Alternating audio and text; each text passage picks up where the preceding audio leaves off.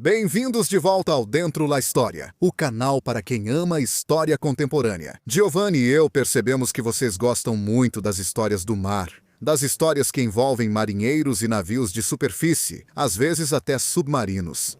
Então pensamos em uma história um pouco especial que envolve um navio italiano que teve uma vida extremamente longa e, de certa forma, aventureira. É um navio dedicado a um santo, a uma figura mitológica da religião, associado principalmente ao dragão. Vocês já entenderam, São Jorge. Esta é uma história de mar. Esta é uma história de navio. Esta é uma história de homens, de marinheiros. É também uma história de coragem. É uma história muito especial que eu convido vocês a acompanhar conosco ao longo do que é uma verdadeira navegação.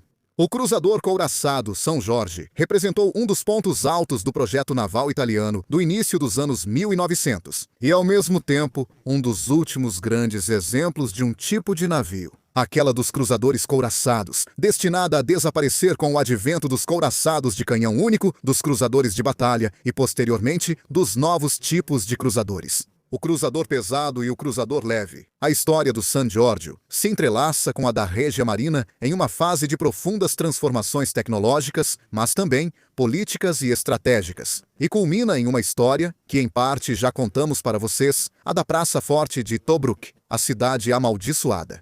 Mas vamos voltar ao início. Século XIX, a Itália, que é um estado jovem, afinal a unificação havia ocorrido há poucas décadas, buscava se afirmar como potência marítima, não só no Mediterrâneo. A competição naval com a Áustria-Hungria e com a França havia levado a Regia Marina a se equipar com unidades modernas capazes de operar tanto em missões de esquadra quanto em tarefas de proteção do tráfego e de presença colonial. A construção naval na Itália, cada vez mais avançada, cada vez mais objeto de pesquisa, levou à realização de navios tão bonitos, tão eficientes, que passaram a ser exportados. Pense que, com base no projeto do cruzador couraçado Garibaldi, que havia dado origem a uma classe própria, houve exportações.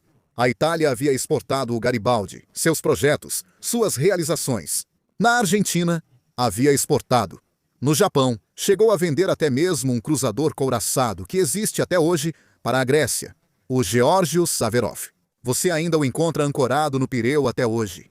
Ele ostenta a bandeira grega como teórico navio capitânia da Marinha Helênica e como navio-museu. Se você for à Grécia, vá dar uma olhada no Geórgios Averof e você poderá comprovar pessoalmente a qualidade italiana da construção. Voltando ao período entre o final do século XIX e o início do século XX, o cruzador couraçado na época representava uma solução, digamos, de compromisso. Um navio suficientemente rápido, bem armado e protegido, capaz de sustentar o combate até mesmo contra unidades maiores, além de desempenhar funções autônomas. Com a classe San Giorgio, a Marinha Real se superou, conseguindo ultrapassar os limites das unidades anteriores, principalmente em termos de proteção e na escolha e disposição do armamento. O San Giorgio foi construído nos estaleiros da Marinha Real em Castellammare di Stabia, em 1905, lançado 3 anos depois, e entrou em serviço em 1910. Ele era o navio líder de uma série já encerrada. Junto com ele estava o gêmeo San Marco, construído com pequenas, mas significativas diferenças. Do ponto de vista do projeto, o San Giorgio se destacava por uma blindagem mais racional em comparação com as classes anteriores. Ele possuía um cinturão blindado contínuo ao longo de toda a linha de flutuação, uma proteção adequada para as torres de artilharia e uma disposição do armamento principal que priorizava o poder de fogo em amplos setores de tiro. O armamento principal, de fato, consistia em 4 canhões de 254 milímetros colocados em 2 torres duplas, uma na proa e outra na popa, além de 190 milímetros também em torres duplas, dispostas ao redor da ilha do casco.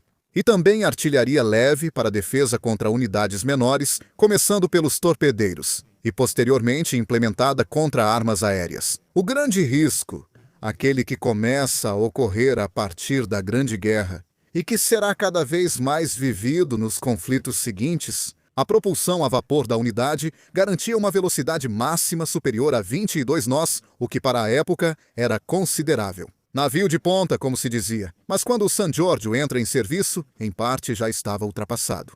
4 anos antes, quando o San Giorgio ainda estava nos estaleiros de construção em Castellammare di Stabia, os ingleses haviam lançado o Dreadnought. Já falamos sobre isso no vídeo dedicado aos couraçados do mês passado. Um navio revolucionário que rapidamente tornou obsoletos todos os couraçados de múltiplos calibres e muitos cruzadores blindados.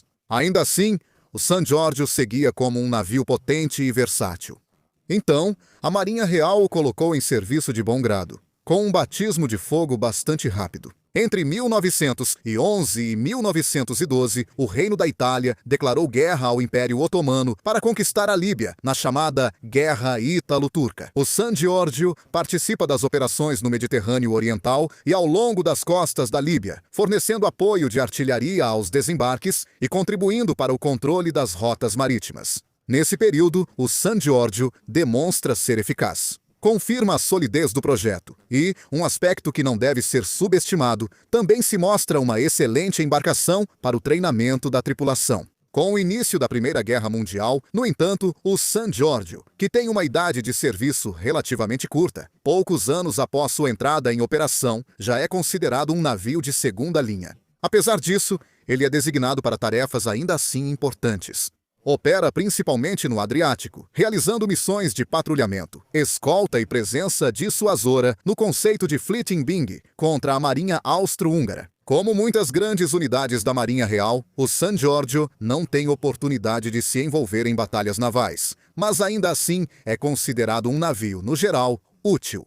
Ao final do conflito surge a clássica dúvida: o que fazer com os navios mais antigos? Muitos desses são enviados para desmantelamento, para recuperar a sucata de ferro. O San Giorgio, não. Enquanto seu navio gêmeo, o San Marco, aos poucos é despojado de tudo que é útil e transformado em um alvo radiocontrolado para exercícios. O San Giorgio realiza atividades de treinamento, viaja para o exterior, por exemplo, para a América Latina, no verão de 1924, levando a bordo o príncipe herdeiro Humberto de Savoia.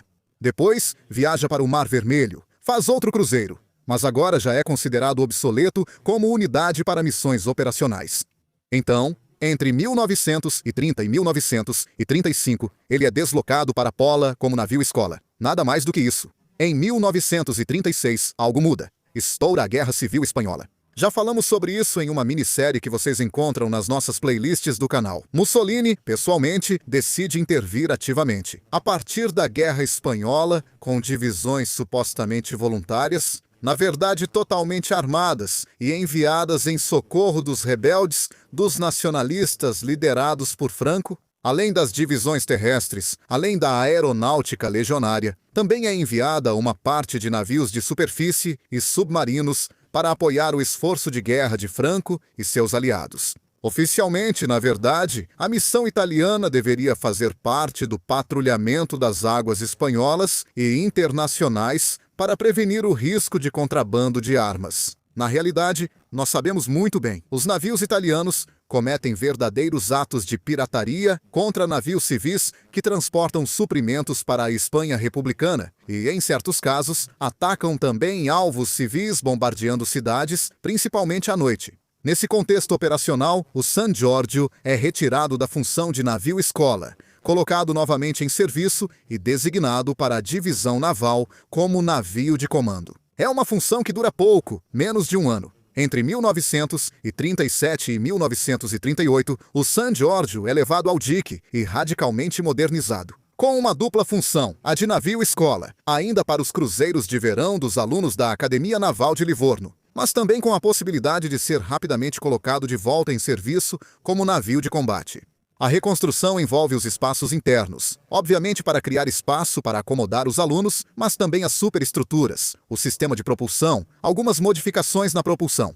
Remoção de 6 caldeiras. As 8 caldeiras restantes foram adaptadas para a queima de óleo e combustível. 2 dos funis foram eliminados, reconhecida como uma cidade de importância. Importância. A cidade reconhecida como uma cidade de importância. Cidade de importância. Reconhecida como uma cidade, os maioli externos, os canhões de 76 mm são removidos. Os lançadores de torpedos, todas as armas menores, mantida a artilharia principal, mas aumentada a artilharia antiaérea. Com o início da Segunda Guerra Mundial, a maioria dos navios escola foi designada para tarefas menores. O San Giorgio, que evitou a desativação devido ao seu excesso de valor tecnológico, já tem 30 anos de serviço. E de qualquer forma, já foi superado pelos novos cruzadores pesados. Ele é designado, com funções de defesa aeronaval, ao Comando Naval da Líbia, na base de Tobruk. Ele já está lá desde 13 de maio de 1940, 4 semanas antes do início da guerra. Seu objetivo é ser uma bateria flutuante, costeira e antiaérea. Ele não tem velocidade para atuar em grupo em mar aberto. Ele não pode fazer nada além de ser um forte sobre a água, para evitar que os ingleses ataquem o porto de Tobruk, talvez com anfíbios, e para contribuir com a defesa antiaérea da fortaleza. Por esse motivo, o navio é cercado no porto por redes antitorpedo,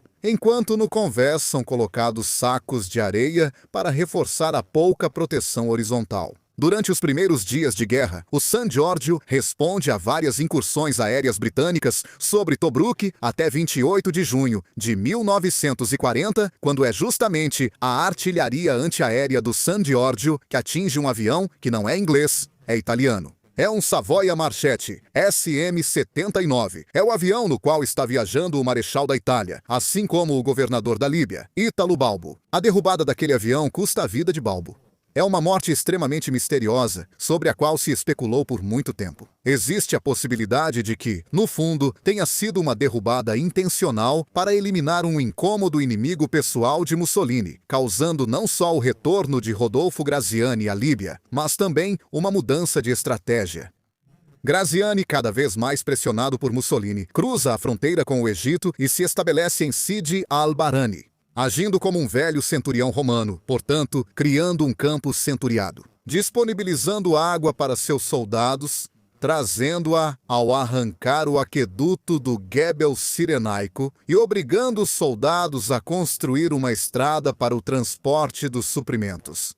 O San Giorgio troca de comandante. Chega de fato Stefano Pugliese, capitão de fragata, já vice-comandante do cruzador Garibaldi, em Punta Estilo. Pugliese é um homem enérgico e pragmático. Ele sabe que a tarefa que lhe foi confiada não é simples.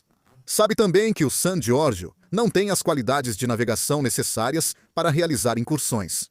Deve manter a tripulação sempre bem treinada, sempre pronta para o uso e para a batalha. E sabendo que aquele navio, caso os ingleses cheguem, estará condenado.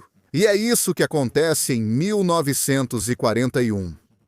Um mês antes, Graziani viu todo o seu exército ser pulverizado em poucas horas. Em Sidi e El Bahani, o ataque inglês destruiu completamente o exército do Marechal.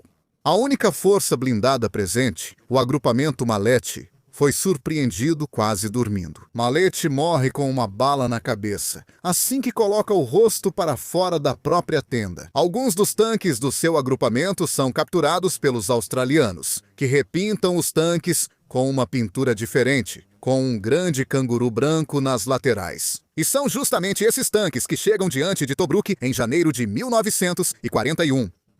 A fortaleza está isolada, é fortemente atacada por terra e pelo ar. Nesse momento, o San Giorgio resiste como pode. O navio é alvo de nada menos que 10 pesados ataques com bombas e torpedos. Ataques aos quais reage com todas as armas de bordo, abatendo e danificando 47 aeronaves inglesas. Em 21 de janeiro de 1941, 3 projéteis de um avião deixam fora de uso um dos canhões antiaéreos de 100 mm. Pugliese entende que Tobruk já está perdida. Ele pede autorização para deixar os atracadouros. Ele pede para ir para o mar aberto, mesmo que tenha que enfrentar os navios ingleses e tentar voltar para a Itália. A autorização não chega. O pedido de Pugliese é recusado. Segundo a Supermarina, o Comando Superior acha que o San Giorgio em mar aberto seria um alvo fácil demais. Ele deve ficar lá. Onde? Até o sacrifício extremo. Pugliese não concorda, mas aceita. Pugliese, no final do dia 21 de janeiro, no fim da tarde, vê a maré anglo-australiana crescendo cada vez mais. Ele vê ondas e mais ondas de bombardeiros, torpedeiros e caças-bombardeiros chegando, mirando no porto e, obviamente, no seu navio. Já às 11 da manhã, a bomba havia destruído o cabo de comunicações que chegava à terra. Isso isolou de fato o San Giorgio. Após outros bombardeios às 14h30 e às 17 horas, outra bomba atinge o casco e reduz a capacidade defensiva do navio. Só às 19 horas, quando já está escuro, finalmente chega um sinal da fortaleza. Tobruk está prestes a cair. Então, Pugliese sobe em um bote. São 20h30. Ele vai até a terra para encontrar o contra-almirante Massimiliano Vietina, responsável naval da fortaleza. Só resta acionar as cargas de demolição e abandonar o navio. O San Giorgio não pode enfrentar o mar, pois o casco foi atingido e está comprometido. Mesmo que naquele momento abrissem as redes anti-torpedo, sua fuga duraria bem pouco. A única coisa a fazer é não deixar que os ingleses capturem o navio, mesmo que esteja danificado. Pugliese volta a bordo. Começa a desembarcar os feridos e o pessoal desnecessário prepara o necessário para o autoafundamento. Decide permanecer a bordo até a explosão final. A explosão acontece não sem dificuldades, pois a bordo não havia explosivos suficientes, principalmente minas navais, para conseguir completar o trabalho. Basicamente, é preciso conectar um estopim a algumas bombas posicionadas nos depósitos de munição das peças dos calibres principais, de 254 mm, às 0h30 do dia 22 de janeiro. Após o desembarque da tripulação, Pugliese ordena acender os estopins. Ele desce por último, por volta de 1h da manhã. Inicialmente, a explosão não acontece. Então, Pugliese volta a bordo junto com alguns membros da tripulação e constata que, infelizmente, os estopins se apagaram. Então ele dá a ordem de jogar gasolina nos compartimentos de munição. O incêndio deveria justamente provocar a explosão. Mas durante essas operações, o compartimento central, já inundado de gasolina, explode e outras explosões são ouvidas. Pugliese está ferido, é internado no hospital. E é lá que os ingleses o capturam no dia seguinte. Alguns homens morreram na explosão. O chefe torpedeiro de primeira classe, Alessandro Montagna, e o subtenente Giuseppe Buccioni. As testemunhas dizem que Pugliese, antes de ser internado no hospital, lançou uma maldição sobre Tobruk. Será a primeira. Haverá outras. O San Giorgio e o comandante Pugliese recebem a medalha de ouro ao valor militar. Pugliese termina sua guerra na Índia, no campo de concentração de Ioli. Ela só chega ao fim da guerra. Mas a história do San Giorgio não termina aqui. Continua, porque é uma história tão absurda e tão inacreditável que ainda merece ser contada. Não só porque Pugliese inicialmente recebe a medalha póstumamente, pois acreditavam que ele havia morrido, chegando até a ser promovido após a morte. Capitão de navio, ele descobrirá isso quando voltar para a pátria e obrigar os cartórios a atualizar o seu estado civil. Mas, além disso, o San Giorgio permanece lá em Tobruk, destruído no porto. Os ingleses, durante o período de ocupação da fortaleza, nem sequer se preocupam em recuperar alguma coisa, exceto por alguns objetos pessoais. E permanece lá, como uma silhueta enegrecida. Bem à sombra dessa silhueta, vê-se os barcos de pesca tentando recuperar algo no mar. E à sombra dessa silhueta, depois que no verão de 1942 as forças ítalo-alemãs retomam Tobruk, irão os soldados do San Marco, destacados ali como força anti-desembarque. E sempre à sombra dessa silhueta, no início do outono de 1942, os comandos ingleses vão enfrentá-los com a faca nos dentes e a granada na mão, justamente contra o San Marco, em uma carnificina realmente absurda. O San Giorgio permanece lá. São levados para o continente 3 canhões de 100 mm, os últimos que ainda funcionam, que ainda podem ser reutilizados de alguma forma. Levados de volta à Itália, restaurados e usados como baterias costeiras. Mesmo quando a fortaleza cai novamente, de forma definitiva, no inverno de 1942 para 1943, o San Giorgio permanece lá, mutilado, destruído, negro pela fumaça. Só em 1951, a guerra já havia terminado há muito tempo. A República Italiana e o Reino da Líbia entram em acordo para remover aquele destroço que é incômodo. Querem liberar Tobruk de um hóspede indesejado. O San Giorgio ainda é capaz de flutuar, e o resgate é tentado oficialmente em 1952. O navio havia encalhado no fundo, mas logo é trazido à tona com caixas de compensação e rebocado por um rebocador. O Ursus. A ideia é levá-lo de volta para a Itália, desmontá-lo, recuperar o material ferroso e encerrar para sempre sua história. Mas talvez Pugliese não tenha lançado uma maldição apenas sobre Tobruk. Talvez ele tenha lançado também sobre o San Giorgio, porque quando chegou ao mar aberto, o velho cruzador, talvez cansado, desejava voltar para dentro do mar. Começa a se tornar um fardo, um peso morto. Está pesado demais. Está fazendo água. O Ursus, mesmo com toda a força, não consegue rebocá-lo. Os cabos de reboque começam a afrouxar.